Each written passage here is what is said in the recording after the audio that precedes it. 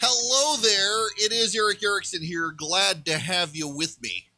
The phone number, should you wish to be a part of the program, is 877-97-ERIC, 877-973-7425. I just got an email from a listener who said the reporter who said she was from Univision and voted for Harris was not actually from Univision and said it and then won't correct it because now she doesn't want to attribute it to her employer. Wow. Good grief. All right. I gotta move on to this. Y'all, this is probably the funniest story of the day.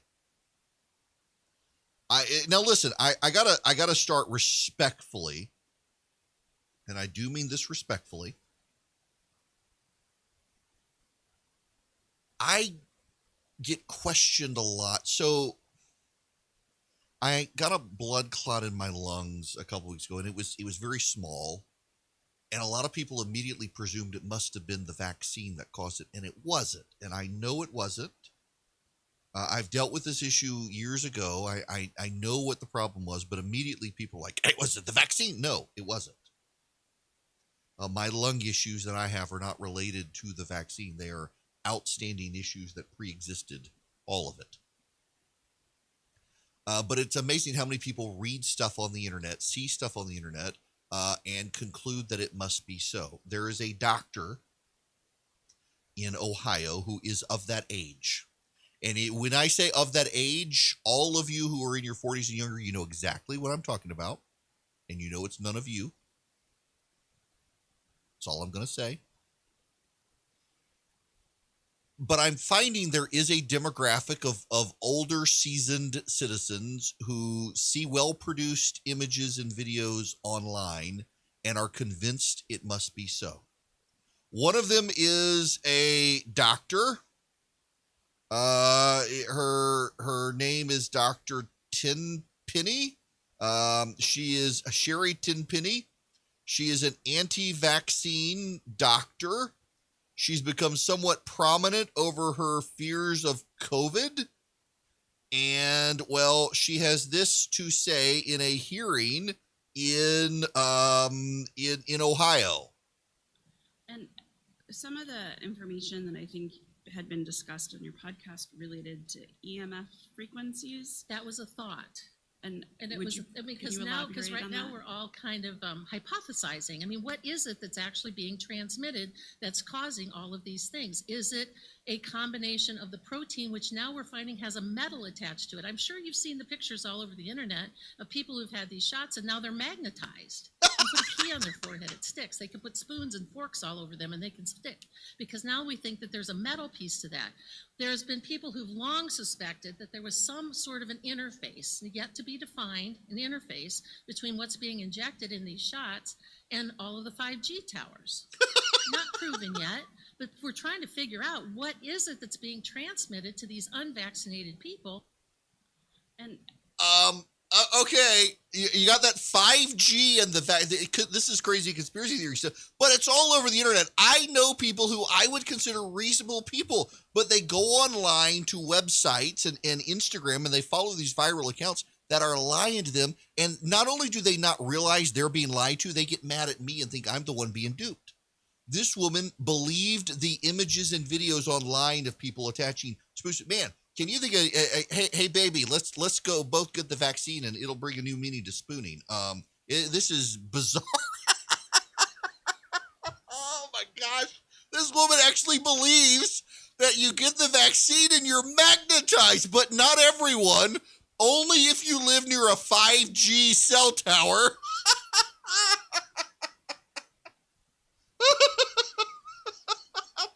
You come from? She's a doctor. She's a doctor. How do you believe this stuff? You doctor. There's also this one. This is the other bizarre one. This is also her. Thinking if you can think of any other product in any other industry that has killed more than 5,000 people stated in the VAERS database, and even if only half of those are true, 2,500 deaths in 6 months of use, and it's still full court press, full steam ahead. 30. So it makes one have to wonder why.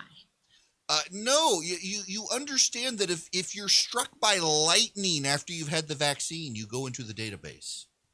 That's how it's done. She's a doctor. She should know this. You may not. She should. This is nuts. And yet, we got to deal with this stuff. Yeah. The crazies out there.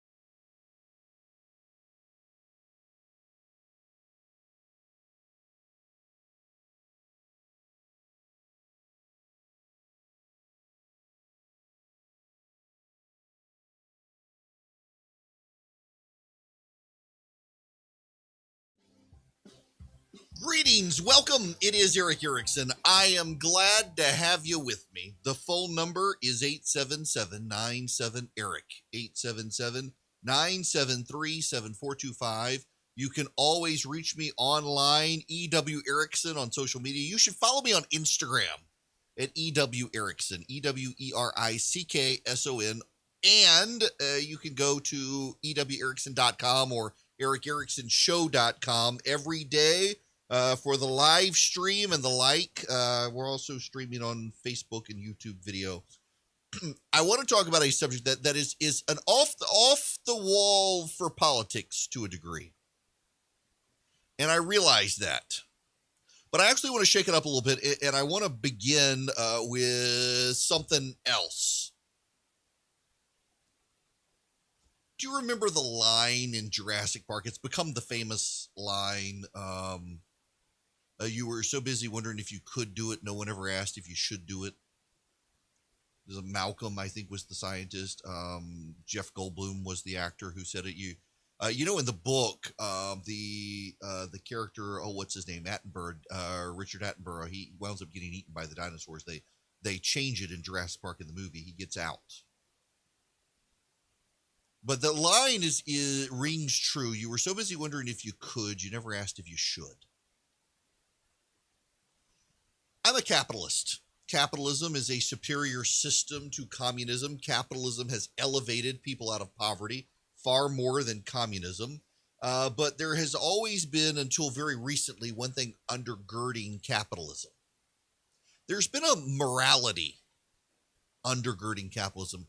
For a very long time, capitalists did ask if they should do something, not just if they could do something. And it ebbs and it flows. You know, in the early 1900s and the late 1800s, the robber barons, a lot of them were deeply religious men, and they believed that they were providing wealth and helping their country and growing their country and lifting people out of poverty and providing people jobs. And they accumulated a ton of wealth, but then they used it very charitably for a lot of things. They got a very bad rap, and some of them did become monopolists and very anti-competitive. And when a monopolist becomes anti-competitive, it breaks down the system. And in breaking down the system, the free market can't actually work. Well, now we have new problems and new moral hazards. As traditional morality fades and corporations go woke, they virtue signal themselves doing the right things for the woke, and then prey on everyone else, particularly the middle class. A capitalism that is not grounded in any sort of moralism, or I should say morality, because there's a lot of moralizing in corporations. Look at Burger King wanting to come out now with a chicken sandwich that's for sale on Sunday and gives money to gay rights activists to persecute Christians. Yes, the gay rights group that Burger King wants to fund by sales of the chicken sandwich is a group that is well known for harassing Christians around the country. And Burger King taking shots at Chick-fil-A. So there's a lot of moralism in corporate America these days. The Major League Baseball moving its games out of Atlanta because of the election law. Corporations taking stands on religious freedom laws against them typically. There's a lot of moralizing. There's a lot of woke morality, but there isn't real grounded, true morality. Instead of the great says who being God guiding us, it is the mob, and the mob is fickle. And right now, the cultural mob leans to the left. Let me tangent this out. I have a growing number of friends on the right who are embracing something they're calling common good conservatism. That essentially we should be using government like the left does, and it's very alluring. The argument is essentially the left is already doing these things. Why can't we do them and fight back? So the left, for example, is already forcing businesses through the mob to take actions against conservatives. Why can't conservatives use the mob or the government to force conservatives to do other things? So, for example, the left is already forcing the baker to bake the cake bigot. So why can't we force the business to not request proof of vaccines? There are a lot of conservatives out there who say They say, how is this any different from bake the cake, bigot? We don't want the left doing that to the Christian baker, so why were you doing this? And the response from the common good conservatives is they're already doing it. The baker already has to bake the cake. Jack Phillips, the baker in Colorado, he's being sued for like the 5th time. So why can't we use government? I've got friends of mine in the media and in conservatism who say we should be harnessing government and leveraging it to enact conservative policy. We should be big government conservatives. We should force the corporations of America to enact our agenda just like the left does. We should use government to impose our morality just like the left does. We should do the same thing as the left. Forget about limited government. Forget about small government. Forget about restraint of government. Let's do to them what they do to us. We'll use government against them as they use government against us. Sounds alluring, doesn't it? The temptation of the ring of power, there's always the temptation. And conservatives are giving into the temptation. It's common good conservatism. We know what the common good for society is. It's a 2-parent nuclear family. It is pro-life. It is against transgenderism. It is against social deviancy. We're going to use the government to impose our morality. But there are 2 major flaws with it. One of which is there are more of them than there are of us. I don't know if you know this, but the Republicans have only won the popular vote in elections in not very many times. 2004, Bush versus Kerry was the last time Republicans won the popular vote, even as they've been able to win with the Electoral College in 2016. In 2000, George W. Bush lost the popular vote. There's only been one election since 1988 where Republicans won the popular vote. There are more of them than there are of us. If you use government to impose morality, at some point, there are more of them than there are of us. How do you change them to us? I don't think you do that by throwing fists in their face and making demands on them like they do to us. You've got to change hearts. You've got to change minds if you want to change culture. There are certainly things you can do as long as you have power, but how long will you keep it? The other problem is who's going to determine the common good? I assure you it's not going to be you and me. It's not going to be the high school grad who didn't go to college or the guy who didn't go to the Ivy League. It's going to be Adolphus Josephus the 25th, who went to Harvard but drank Budweiser at a Federalist Society meeting, said F the left and put on a Make America Great Again hat. And he gave a big donation to Donald Trump from his private jet on the way to the Maldives. That dude on his 3rd wife is going to be the one who decides what the common good is. The morality of Harvard, Yard, and Yale and Princeton will continue to govern because that's where the conservative elite come from as well. And that conservatism really doesn't look a lot like real conservatism, nor does it actually look like real common good. It just has a veneer that looks like the common man. But we need some level of morality. And that comes, I think, really from churches. It comes really from us seeking the welfare of the cities in which we live, as the Bible says, as opposed to imposing on everyone through Washington, D.C. But we need some level of that morality because of something that is happening, and it is a new phenomenon. The Wall Street Journal began covering this in 2017, and it's a problem, and this is one of those places where the right probably will find some common ground with the left. This is from July 21st, 2017 in the Wall Street Journal. When real estate agent Don Nugent listed a 3-bedroom, 2-bath house here on Joanne Drive in Spring Hill, Tennessee, offers came immediately, including a $208,000 one from a couple with a young child looking for their first home. A competing bid was too attractive to pass up. American Homes for Rent, a public company that has been scooping up homes in the neighborhood, offered the same amount, but all cash, no inspection required. 12 hours after the house went on the market in April of 2017, the Agora Hills, California-based real estate investment trust signed a contract. About a month later, it put the house back on the market, this time for rent, for $1,575 a month. A new breed of homeowner had arrived in the middle-class suburb of Nashville and in many other communities around the country. Big investment firms in the business of offering single-family homes for rent. Their appearance has shaken up sales and rental markets and in some neighborhoods sparked rent increases. That was from 2017. Here now from 2020. October of 2020. Also the Wall Street Journal headline, America's largest landlord adds $1 billion for its home hunt. Real estate investors have a mountain of money looking for a home. Lately, a lot of it is ending up in the suburban single-family houses. Invitation Homes Incorporated, the country's largest rental homeowner, on Wednesday disclosed a joint venture with Boston property investor Rockpoint Group LLC that will result in more than $1 billion for the landlord's ongoing house hunt. Invitation, which owns about 80,000 houses, has been buying at a clip of roughly $200 million a quarter since a pause at the onset of the coronavirus lockdown. It sold $448 million of new shares in June to fuel its expansion. It's the latest example of cash flowing from large money managers to single-family rental companies. Financiers created the companies a decade ago to buy foreclosed homes by the thousands following the financial crisis. The pandemic has sent Americans rushing to the suburbs in search of a lawn, room for home offices, and distance from neighbors. Landlords, including Invitation and American Homes for Rent, have reported a record occupancy and rising rents. And now there's one from April of 2021. Again, Wall Street Journal headline, if you sell a house these days, the buyer might be a pension fund.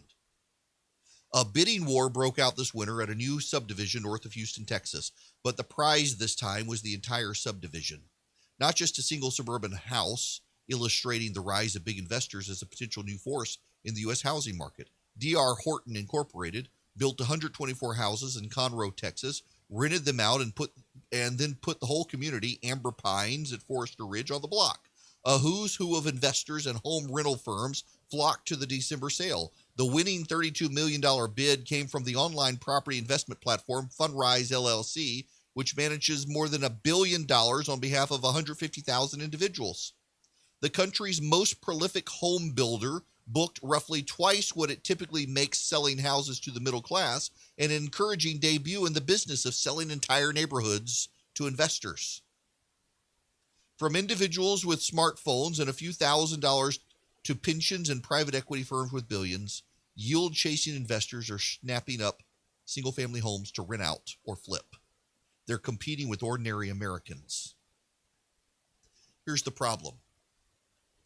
Corporate America, particularly private equity America, has decided that Americans no longer want the American dream, that American middle-class homeowners no longer need homes to buy. So instead, they are buying up every available property on the market and then forcing you to rent because land is too expensive for you to buy and land is too expensive for you to build on, and lumber prices have gone up so much, you're forced into a rental market even though you want to be a homeowner.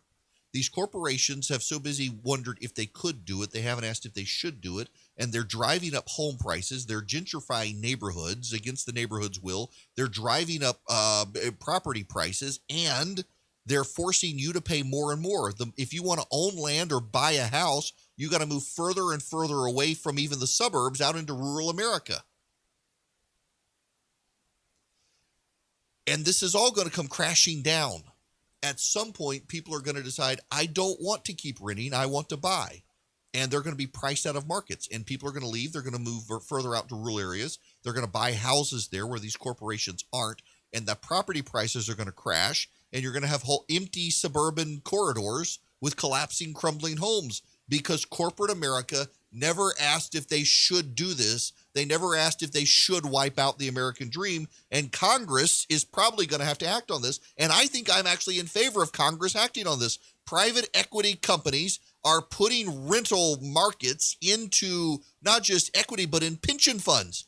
You've got pension funds run by private entities for the government now demanding that you yourself rent your house instead of buying your house. It takes away the dream of home ownership and an available pool of equity from American consumers and forces them to be renters for life, driving up rental prices on them.